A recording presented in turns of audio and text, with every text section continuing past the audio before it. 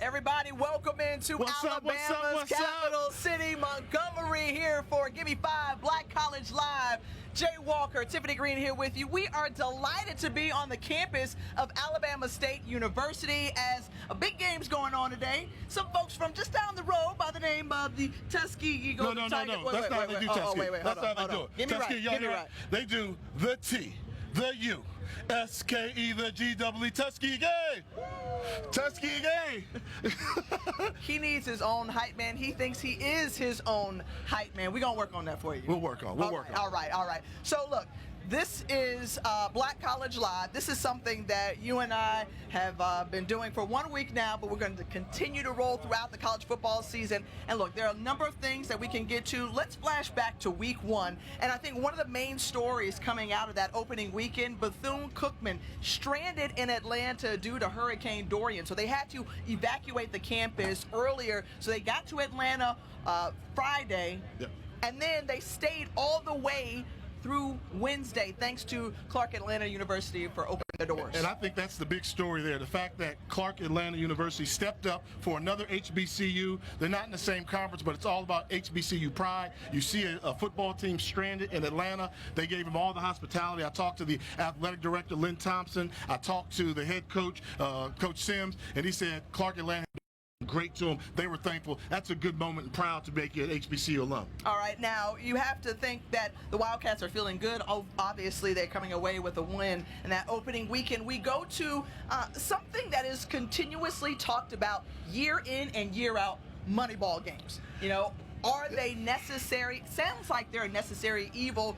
Florida A&M University, Howard University got thumped, but we're talking all schools, and I think the focus sometimes is too clear on HBCUs. I think it's biased coverage, and I think the media has to take responsibility for it. You don't hear them talking about how competitive Alabama State was against UAB in a money game that they almost won. They forget it was 2 years ago when Howard University knocked off UNLV in the biggest upset ever. And I'm talking about money games. Yes, HBCUs do it, but so do the other schools do it. Georgia's playing Murray State today. Florida's playing University of Tennessee Martin. Idaho got beat 79-7 last week in a money game. But why is they always magnify it when they're talking about HBCU and the cultures about money games? It's the worst thing ever. I got a problem with the way it's covered. The benefit, though, for the universities, in your eyes, is it a good thing? I think if you take the money from a money game and you invest it in your football program, meaning if you get $400,000 to go play Auburn, then don't take $400,000 and put it in the general fund. You give $200,000 to the football program. That way your football program narrows the gap. They get closer to competing on the field, and you have an opportunity to produce those upsets. But when you have your football players going out there, just getting a check, coming back to the university, and they don't see any benefit, then we're doing a disservice to everybody. All right, we're going to switch gears, and among the top headlines, again, Dewanye Tucker, a guy who came onto the scene for Prairie View A&M last year. We got our first glimpse of him in the MEAC SWAC Challenge, and he was boss once again. 3 touchdowns, 188 yards rushing with 11 carries. Tucker's that dude. I mean, he's that guy. And at a certain point in the season last year, he was leading all of FCS football in yards per carry. That's what type of talent he is. He's back for his senior year, and right now, I think I'm going to put him in the favorite, in the front-runner seat to be the Black College Player of the Year. And that's a very crowded field there, but Tucker got off to a week 1 start. He's going to need to continue, and that Prairie View A&M offense, they can score points. I always say, will the defense be good enough? And if they get a defense, look for Tucker and the quarterback Morton to have an opportunity to compete for Black College Player of the Year. All right, so we talk about Black College Live. Well, if you look at the atmosphere and scene behind us and around us, it is exactly what you want to see. Out here at Hornet Stadium, folks are tailgating, having a good time. We'll hear from the bands coming up next. You don't want to miss it. Come back with us. Stick and Stay with Tiffany and Jay. They'll be right back after these messages.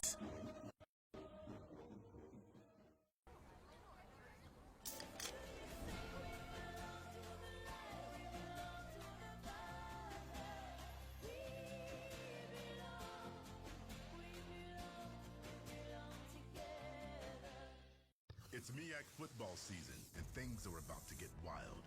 Could the Aggies bury the Bison? Or will the Bears make a run at the ratings board? Will the Rattlers strike before the Bulldogs bite? Will the Eagles sink their talents into the title or feel the Hornets sting? Could the Wildcats wrap their jaws around victory, or will the Spartans win out in the hunt? It's the road to the 2019 Celebration Bowl. May the wildest team win.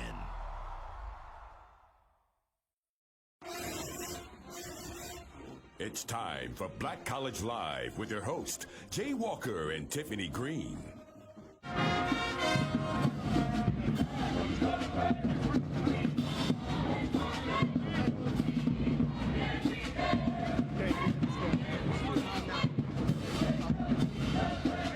You know, this is a beautiful thing. The Tuskegee marching, Crimson Pipers rocking it out in the background. This is the atmosphere and the vibe. Now, I'll tell you this. In just a minute, Ely and the Alabama State Hornets will take on Tuskegee on the field. This is a game that I think everyone looks forward to. For you, coming back now in your second season, what is it like to face off against an opponent like Tuskegee? As I told the players earlier, this is much more than a game. This is a historical event, and what will be written after this game will go on for the next 100 years, just like this contest. And we're looking forward to a great contest. The guys in there getting ready. It's a very hot day, so hydration is now part of the defense that we got to guard against as well, so it don't get us like it did last week with the cramps, but we feel that we're ready for it. Now, Coach, you said it was hot. I hope you don't mind if I just pat myself off, because let me tell you, I don't know, it's about 100 plus, and we got the grill going on just to the left of me. But when you're looking out at the expectations for this season, I think you come out with a strong opening against UAB. You didn't get the W, but how do you build off of that from week 1 to week 2? Well, you know, as any ball coach would tell you, the biggest development happens with your team between week 1 and week 2. We felt that we came in and gave UAB a great contest. We had our opportunities to win, and we didn't. We got back to the drawing board, made some adjustments, and we'll look to see the improvement from that today. For people that we should keep an eye on, I think, you know, Bell had a great opening last week. Deron Bell, Ezra Gray, always steady in the backfield for you. Kadarius Davis as well. But who else do we not know about maybe? Well, I think everything starts with the guys up front. If you're playing well offensively or defensively, it's because those guys up front. Your Carl Thompsons, your Leeward Brown, DeAndre Brown, Jalen Cowlins, Jordan Williams. You know, guys who normally don't get the notoriety because they're not in their stat book, but those are the guys paving the way for Bell. It was 2 tremendous blocks made by those guys up front to spring Bell for that 60-yard run, and we expect them to come to the ball game and do the same thing today. You know, I'm curious to know, obviously, you opened your era with a win last year, a 6-point victory over Tuskegee. What's it going to take to do it again? Well, again, the team that plays the best in that line of scrimmage, offensive and defensive, will win. We have to make sure that our guys, stop the run up front. I think last year Tuskegee came in, rushed for over 300 yards. That can't happen today.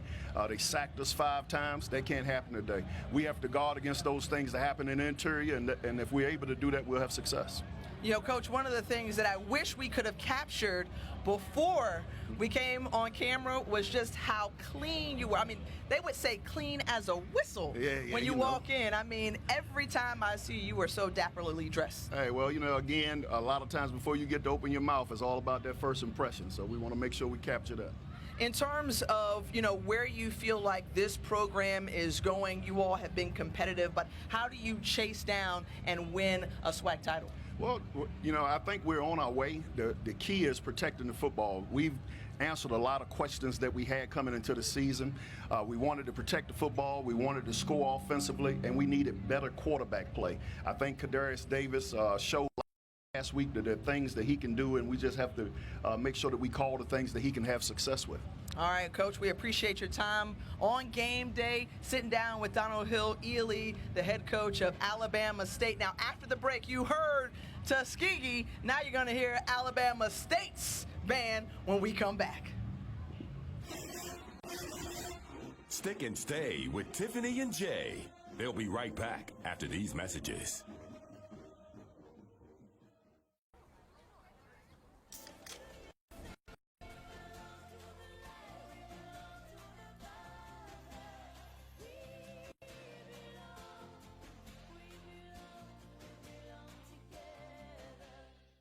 We are the SWAC. Our heritage lifts us to great heights. Because my history is forged by trailblazers.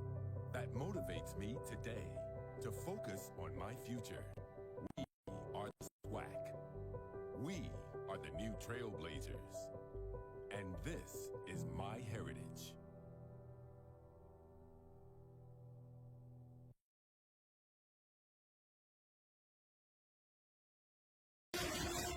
It's time for Black College Live with your host, Walker and Tiffany Greene. More to come. You know, Alabama State, wait a minute, hold on, Jay. Before we go any further, there's like a little chant that you like to do. There's always something that you do to hype up each school. Yeah. You know it better than me, so I'm going to, since you're your own cheering section. Whenever I come down here, the one chant I always hear down here in Montgomery, it goes, A, the Alabama S, T-A-T-E-U, University ASU.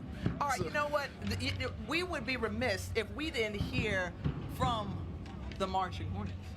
You want to hear from the Marching Hornets? Yeah, I think we should. Want to hear from the Hornets? It's only right. Do y'all want to hear from them?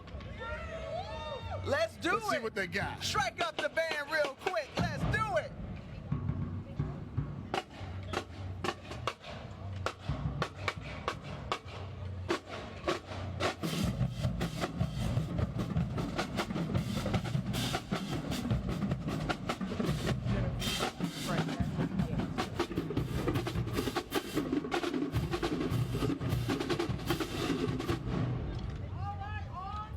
We appreciate it. And there's more to come inside Hornet Stadium. Kickoff is at 5 local time. That's Central Time. Oh, yeah, it's going to be an awesome day. This is a big rivalry. We'll talk about that. But I think at this point, I always like to say, let's give the people what they want.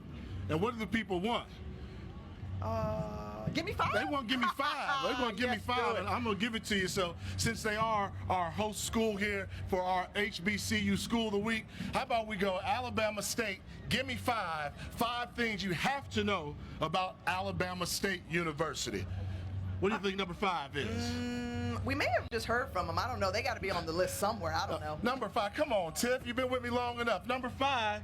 It's all about the Classic down here. The Magic City Classic, the largest HBCU game in the country. Alabama State takes on Alabama A&M. 70,000 people in the stadium, 100,000 people outside the stadium.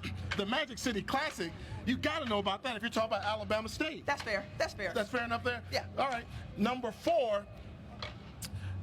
This one here you have to think about a little bit, but when I'm thinking about Alabama State and all the things they bring to the alumni, Ricky Smiley's hot right now. And Ricky Smiley went here. He loves Alabama State University. Every chance he gets to talk about Alabama State University, he will do it. There's a lot of pride, and I always think you got famous alum. You got Eddie Robinson Jr. here. You've got the Reggie Barlows and all Tavares Jackson, all those people. But Ricky Smiley, right now, he's one of those hot guys. So if he's only number 4 on the list, I wonder how the rest of the list comes out. Oh, the mighty Marching Hornets, just like I predicted. Yeah, they have to be there. You can't talk about HBCU culture on any campus without mentioning the marching band. I love the mighty Marching Hornets. Throw in there the Stingettes, and they got that unique group down here, the Honeybees. I know you're a big fan. I am a big of fan. The Honeybees. That's right. They get the Honeybees. They put on quite a show down there, and halftime is going to be fantastic. And when you're in the state of Alabama, you better have a good band. But how about number 2? 2 Chainz. Number 2 for 2 Chainz. I don't know if he graduated or not, but I know he played basketball at the school. So 2 Chainz, we talk about being hot. 2 Chainz went here, was a student athlete here. So I'm always going to give brownie points to student athletes because I know how tough it can be. So give it up to 2 Chainz being from here. YSL belt buckle. Y'all show is looking. Okay, now. There you go, boy. There you go. And number 1, attempt. Houston Markham Jr. You have to mention Houston Markham for the fact that the winningest coach in the history of Alabama State football set the standard that needs to be emulated by the world of black college football lost Coach Markham, but you can't talk about Alabama State without talking about Houston Markham Jr., winningest coach here. And on the bubble, not quite making it. I don't know if you know about this. I used to come down here and go to a spot called Roses. I used to go to Roses, and they changed the name and all that stuff. And I learned about Conecuh sausage my first time coming to Montgomery, Alabama. That Conecuh sausage is off the chain, so I know something about it. But we talked about that. Eddie Robinson. Eddie Rob, come here, Eddie Rob, come here. Real quick. Now, Did I have that at the Magic City Classic? Yes, Is that that what? connector. Oh, yeah. Put it on the grill. That was on point. So that was on point. we talked about Coach Markham, and we got the legend himself here, Eddie Robinson Jr., 10-year NFL veteran, and we talked about losing Coach Markham. Get a little lower so you see in the shot. There we go. There we go. What did Coach Markham mean to you as a person and to Alabama State University? Well, I think the biggest thing with coaches is just hard work. I mean, he was the epitome of hard work, and we had a lot of good ball players, but we had a lot of guys who were walk-ons like myself who didn't have scholarships any other place. And the one thing he'd tell you, Jay, he's like, hey, if you do everything that I tell you to do and believe in me, I'll make you better than you ever dreamed you could be. And so that's what we did. That's all right, man. We appreciate your words for that one. I think of Coach Markham. I think about how tough his football teams were. Regularly, you knew you were going to be in for a very tough place. The Hornets' nest, the Hornets were swarming back there, and the 4 NFL players that he produced speaks a lot. So, normally, when we go out in Memorial, we want to be quiet. But for the sake of old Coach Markham, I need everybody here to give Coach Markham one last applause. Give it up for Coach Markham. All right, we'll be back with more.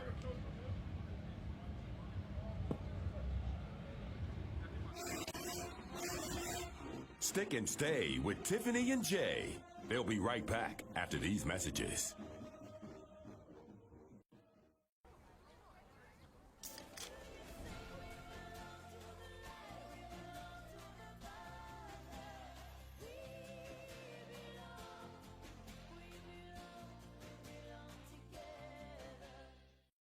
This December 21st, the best in HBCU football will collide in Atlanta at the Air Force Reserve Celebration Bowl. MEAC versus SWAC. Champion versus champion. Only one team will rise above the rest and claim the coveted Celebration Bowl trophy. Come join the celebration at Mercedes-Benz Stadium this December. For more information, visit thecelebrationbowl.com. It's time for Black College Live with your host, Jay Walker and Tiffany Greene. Back here on the campus of Alabama State University. Just coming up, we've got Tuskegee taking on the Hornets. But first, you know, we like to give Greek life some love, the Divine Nine, because they mean so much. And, of course, I'm a member of Alpha Kappa Alpha Sorority Incorporated. But let's give it up for the men of Omega Psi Phi. Founded November 17th, 1911, on the campus of, go ahead. Ain't you? You know. Okay. But yeah. if I'm going to have Q's on my show, Q's going to hop for me. Give me something, Q. Show me what you got. See.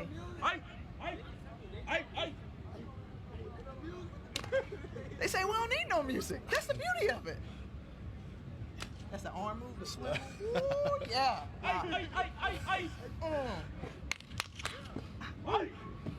You gotta have the gold boots too. You got to have a hop. You gotta have a hop. They hop. They're You known gotta for have that the hop. gold. You got to give it up for the hop there. You know, there are some really famous men of Omega Psi Phi. Okay. I'm gonna just drop some of them to you. Let me see if you've heard of, let's see, Jesse Jackson. Jesse Jackson's a Q. North Carolina A&T. Shaquille O'Neal. Shaq is a Q. Okay. Langston Hughes. Langston Hughes a Q. Okay. Did you know that one? I didn't know that How one. about I know Michael that. Jordan? I did not know Michael Jordan was a Q. Is that right? Yeah, see, Vernon Jordan, Earl Graves, I mean, Well, the I know list that. How about goes. this? How about Darius Leonard, defensive rookie of the year, Indianapolis Colts? I know he was a Q down in South Carolina State to keep it more current, though. You mentioned Ricky Smiley earlier, Alabama State grad. Let's give Tuskegee some love. How about Tom Joyner? Okay. Also, you know, they rep hard. Steve Harvey, among many others. Okay, so before we go on, Jay, I think it's only right that we give love to the athletics director from Alabama State University, Jennifer Lynn Williams, who was so instrumental in making this all happen. And we just got to shout out, show you Jenny, some come love. here. Come on. You come on.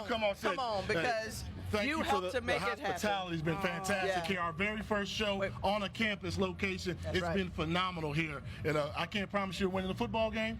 That's coming up. But the hospitality's been great. Thanks for all you've done. And not to be outdone, Jasher Cox, the Associate AD for Tuskegee University. And look, he too makes it happen. I've been, you know, knocking on his door of email, by the way, to get some information. Jasher, we appreciate you as well and all that you do. Now, before we get into our prediction, who's going to win the game today? Oh, Alabama State all day. You going to take that? The record is 64, 33, He's a sad guy. and 4. History says Tuskegee's got this. He said, let me speak into the microphone so you can hear it and hear it well. Well, how about that? How about I tell you who can win and how they can win? Okay. All right. Let's hear it. I think the key is, if you're Alabama State, they've emerged, and when you're the bigger school size-wise, you should be able to pound the football. They haven't been able to do that in previous years. Tuskegee's neutralized that with their speed. They're smaller, quicker. But Alabama State's got a running back, Duran Bell, newcomer of the week in the SWAC, 112 yards rushing in his debut versus UAB. If he gets going, they got an opportunity to do it. Quarterback Corey Davis is back. That gives you a chance. You give me a quarterback, you give me a running back, you've got a chance for victory. Tuskegee don't want to hear about all that. Tuskegee, like Jasher said, it's all in the numbers. You look at the last 15 years, 15 times they played, Tuskegee leads 11-4. 11-4. We shouldn't be talking about this being a rivalry game, but for some reason, and I say this, I've seen it many years before, that when Tuskegee plays Alabama State, they get up for them. Alabama State doesn't get up for Tuskegee. I don't know why. I think Coach Hill's got to figure out a way to get his team motivated. And although they got the win, Alabama State has not won consecutive games in this rivalry in the past 15 years. Tuskegee's done multiple games over the years they won. So, and I'm never going to forget this. And Jen, you may want to close your ears. I was here in 2012 when they opened up this brand new building, and Tuskegee beat Alabama State to open up the new Hornet Stadium. That being said, I'm not necessarily going to call the game. We got our Chef Grill Master here. Chef Grill Master, you were perfect. You got the prediction right last week, Coach Chef. Come on, Coach J. Martin. Come on through here. Hey, Coach J, I want to see what he's going to do, because he knows that you got it right. You picked Bethune-Cookman last week. So you're 1-0. You're 1-0. Absolutely. Who's going to win the game? Today? It looks like some. Oh, he's going with the home colors. He went to Tuskegee. Last night it was all about Alabama State. He changed up on me, man. I got you. All right. All right. Well, let's see if he can continue his streak. He started out strong. We'll see if it goes. They got to play it. Thank y'all for joining. It's always good to have y'all. Appreciate everybody. Thank you so much for tuning in to another edition of Black College Live here from Alabama State University. Give me 5 Black College Live. It goes down throughout this college football season for Jay Walker and Tiffany Greene. Check out the game. We'll see you later. Gimme 5 Black College Live is presented by Pepsi.